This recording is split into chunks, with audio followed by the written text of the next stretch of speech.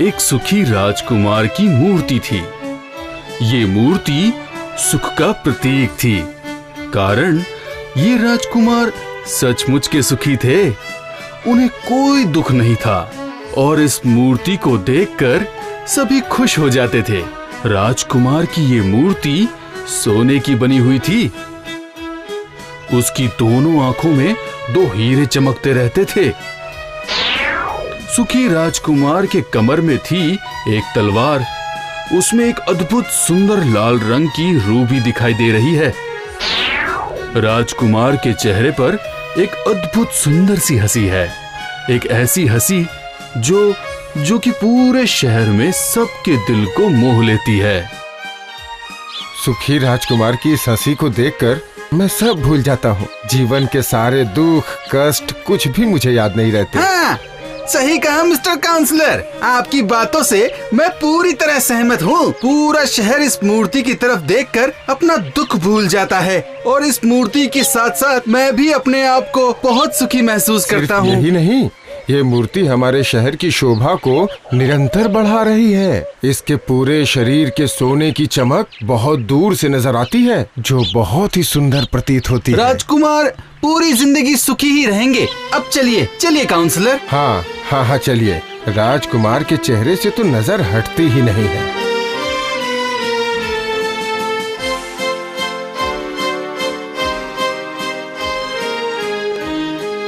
Ice cream वाला।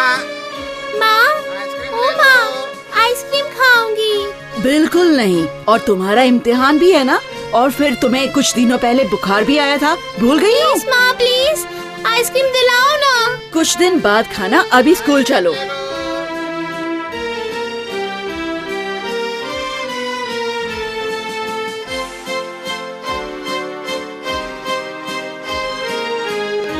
वो देखो, सुखी राजकुमार की मूर्ति।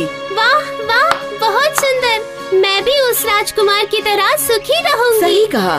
तो फिर अब मन में कोई दुख तो नहीं है ना उस आइसक्रीम के ना मिलने पर? नहीं माँ, बिल्कुल नहीं। मैं राजकुमार की मूर्ति को देखकर बहुत खुश हूँ।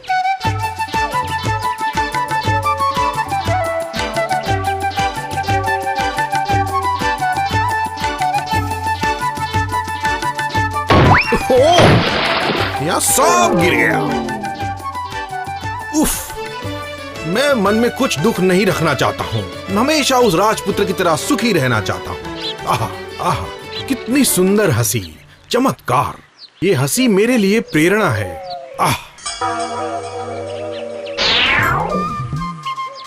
ओह, बहुत थक गई हूँ। अब जरा आराम करने की जरूरत है। थोड़ी देर में शाम हो जाएगी। आज की रात इस शहर में नहीं विश्राम करना पड़ेगा। और वहाँ एक सुंदर मूर्ति दिखाई पड़ रही है। उसके नीचे ही आश्रय ले लेती हूँ।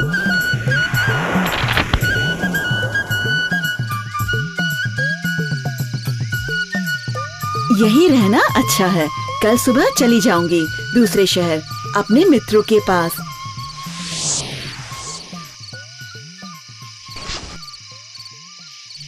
जरा सा यहाँ सो लेती हूँ।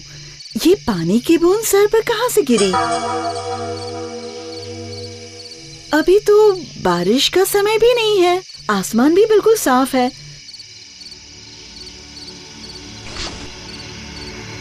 तो फिर पानी कहाँ से आया? ये क्या मामला है? कुछ भी समझ में नहीं आ रहा है।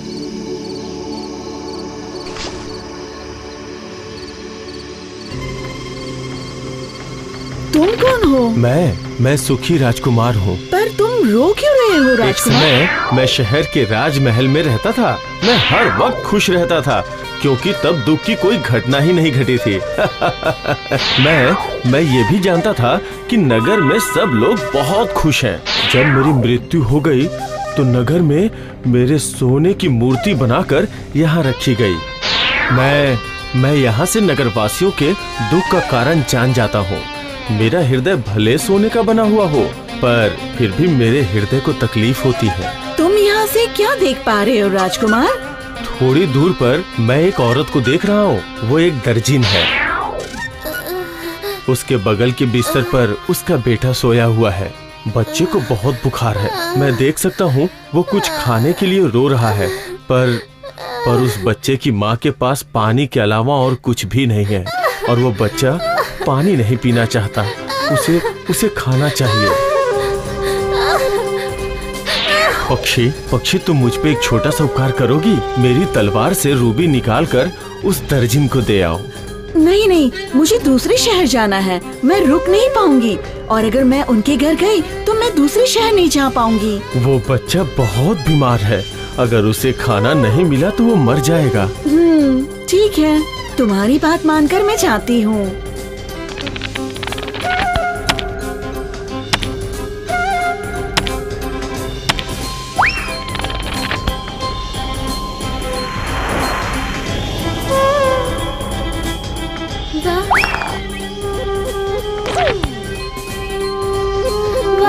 कितनी सुंदर हवा चल रही है। देखो ना माँ, अब मुझे थोड़ा अच्छा लग रहा है। अरे ये क्या मुझे ऊपर वाले ने दिया? कोई अदृश्य शक्ति आकर मुझे दे गई होगी। मुझे अब कोई दुख नहीं है। तुम थोड़ा इंतजार करो, मैं तुम्हारे लिए खाना लेकर आती हूँ। मित्र, मुझे आज ही यात्रा पर निकलना होगा, वरना इसके बाद बहुत ठंड पड़ने लगेगी और मैं प्रतीक्षा नहीं कर सकती। पक्षी तुम जाने से पहले मुझ पर एक और उपकार कर दो। क्या कहा? ठीक है, क्या उपकार करना है? मैं एक लेखक को देख पा रहा हूँ जिसे शीघ्र ही एक लेखन लिखकर प्रकाशक के पास जमा करना है, मगर उस इंसान के पास इस समय खाने के लिए पैसे भी नहीं है। तुम आज की रात रुक जाओ। ठीक है, तुम्हारे लिए मैं एक और रात रुक जाती हूँ। तो क्या मैं एक और रूबी लेकर उसके पास जाऊँ? मैं बहुत दुखी हूँ। मेरे पास अब और कोई रूबी नहीं बची, पर तुम मेरी दाहिनी आंख का हीरा लेके चली जाओ। नहीं, मैं ऐसा नहीं कर सकती हूँ। मैं तुम्हें आदेश दे रहा हूँ, तुम वैसा ही करो। हीरा ले जाओ और उस लेखक को दे आओ। जैसी तुम्हारी इच्छा।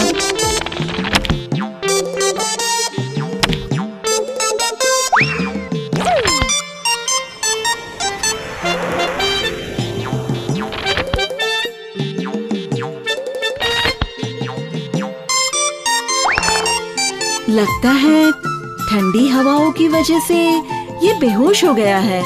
मैं घर में थोड़ी आग जला देती हूँ।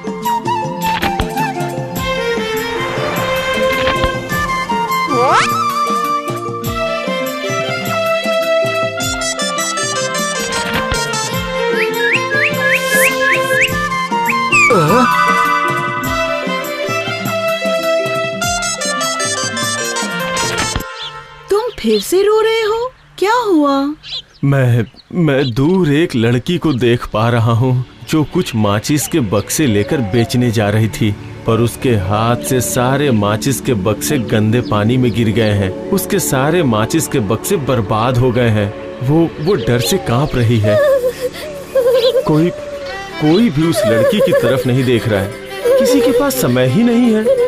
उस लड़की के पिताजी बहुत गुस्सैल हैं। अगर वो लड़की खाली हाथ बिना पैसे के घर लौटेगी तो उसके पिताजी उसे बहुत मारेंगे और मुझे इससे बहुत दुख होगा। पक्षी, तुम एक काम करो, मेरी बाईं आंख का हीरा भी ले जाओ, ले जाकर उस लड़की के हाथों में दे दो। नहीं, मैं ऐसा नहीं कर सकती हूँ राजकुमार। तुम्हें क्या समझ में नहीं आ रहा है कि इसके बाद तुम पूरी की पूरी अंधे हो जाओगे? मैं तुम्हें अंधा नहीं बना सकती हूँ। पर मैं तुम्हें आदेश दे रहा हूँ और राजकुमार का आदेश तुम्हें मानना ही पड़ेगा। तुम अंधे हो जाओगे ये जानकर भी आदेश दे रही हो? हाँ पक्षी, मेरे पास देने के लिए और कुछ भी नहीं है और उस लड़की का भला मुझे करना ही पड़ेगा। और तुम्हारे अलावा ये कौन कर सकता है, बोलो?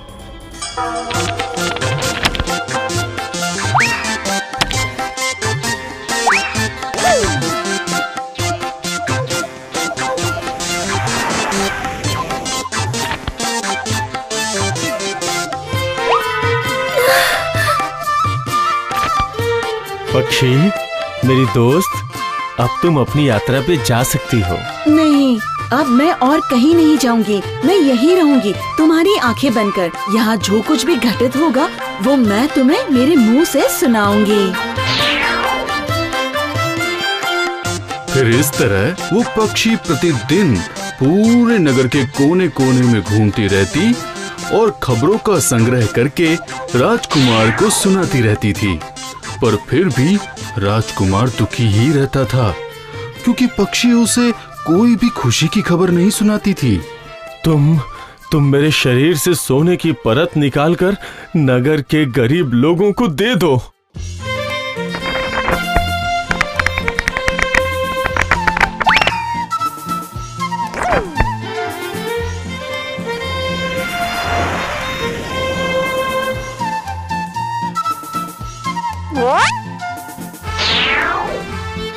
इस तरह गरीब लोगों में सारे सोने की परत बांटकर मूर्ति में अब एक भी सोने की परत नहीं बची थी। मूर्ति पहले की तरह अब सुंदर नहीं रही।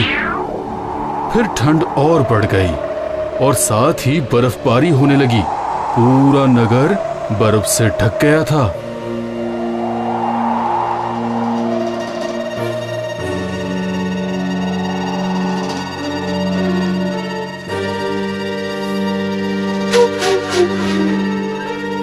अब मुझे जाना पड़ेगा दोस्त। तो क्या अब तुम सच में दूसरे देश चली जाओगी? नहीं दोस्त, अब वहाँ जाने की क्षमता मुझ में नहीं है। मुझे पता था इतनी ठंड में मैं बच नहीं पाऊंगी। मैं समझ गई हूँ, मेरा अंतिम समय आ चुका है। तुम्हारे बिना मैं कैसे रह पाऊंगा पक्षी? तुम ही तो मेरी सब कुछ हो, तुम ही तो मेरी आंखें हो। तुम्हारे बिना मैं अब सच में अंधा हो जाऊंगा। मैं अब सबसे दुखी राजकुमार हो जाऊंगा। पक्षी जाने से पहले एक बार मुझे प्यार करो। मैं तुम्हारा अंतिम स्पर्श चाहता हूँ पक्षी।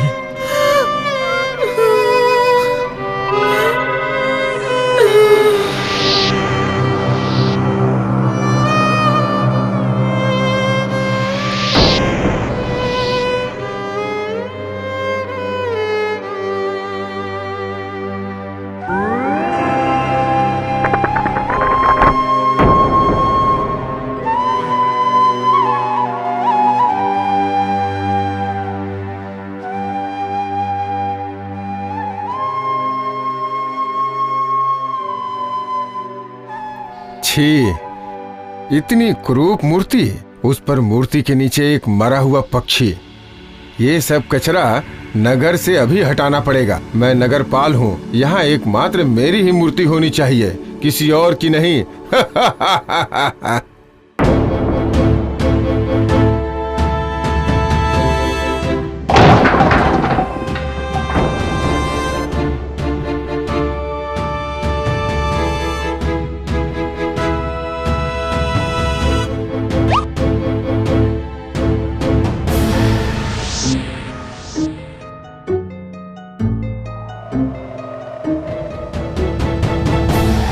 हे देवराज, मुझे बताएं आप इतने चिंतित क्यों हैं?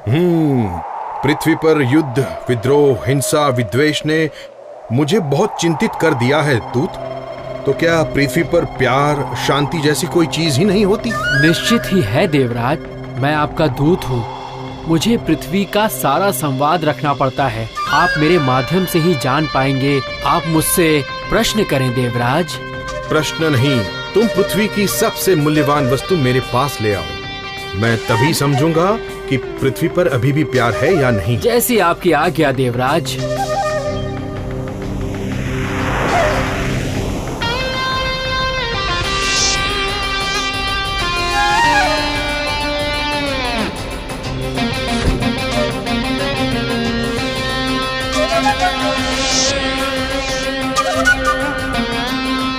ये है वो पक्षी और सुखी राजकुमार का टूटा हुआ हृदय। ये है पृथ्वी की सबसे मूल्यवान वस्तुएं। पृथ्वी के मनुष्य समझ ही नहीं पाए कि सुख किसे कहा जाता है। ये पक्षी हमारे बगीचे में रहेगा और गाना गाएगा, और ये राजकुमार भी मेरे लिए गाना गाएगा। ये पक्षी और राजकुमार अपने प्यार और ममत्व के लिए ईश्वर की अमूल्य भेंट बनके रह जाएंगे। इस तरह राजकुमार और पक्षी खुशी खुशी स्वर्ग में रहने लगे। सिर्फ जब वो ऊपर से पृथ्वी के लोगों की तरफ देखते थे तो उन्हें रोना आता था, तो उनकी आंखों के आंसू बारिश बनकर गिरने लगते थे।